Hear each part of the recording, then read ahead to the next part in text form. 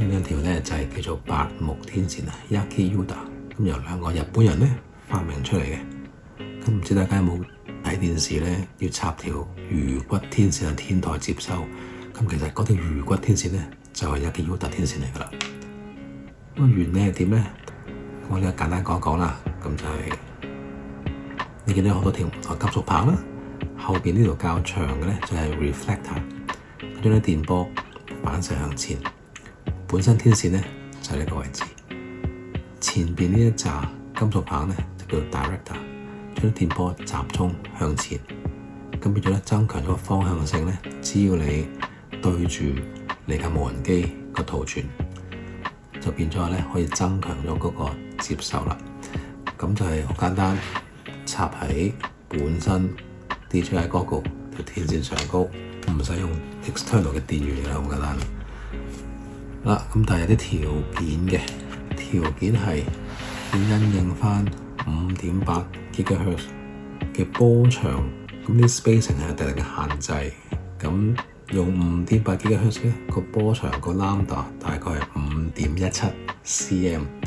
咁呢條 reflector 嘅長度咧就需要係 2.84 cm， 而由天線去到 reflector 呢一個距離咧就要係 1.8 cm。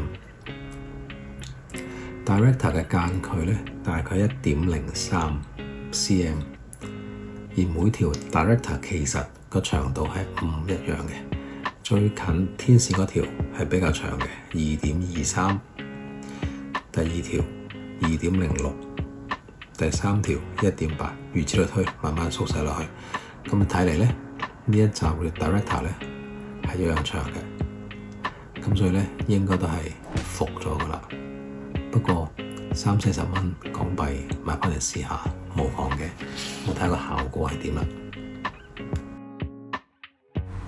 揀咗喺郊區啦，咁啊山脊上面啊，沿住山脊飛，咁啊全程冇乜遮擋，先飛一次有裝天線嘅，同一次係原裝天線嘅做比較，咁睇下啲數據有冇咩唔同啦。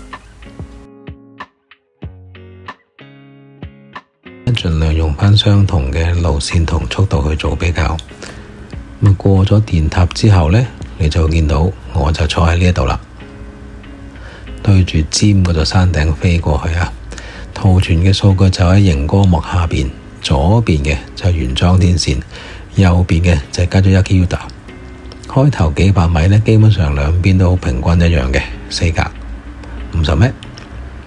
去到600米打後呢，原裝天線開始有少少下跌，Yaki Uda嘅保持住啊。好啦，過咗1K， 咁呢下跌嘅幅度呢開始明顯啦，兩邊都有啲下調，但係呢原裝天線雖然跌得低多啲，都有3格。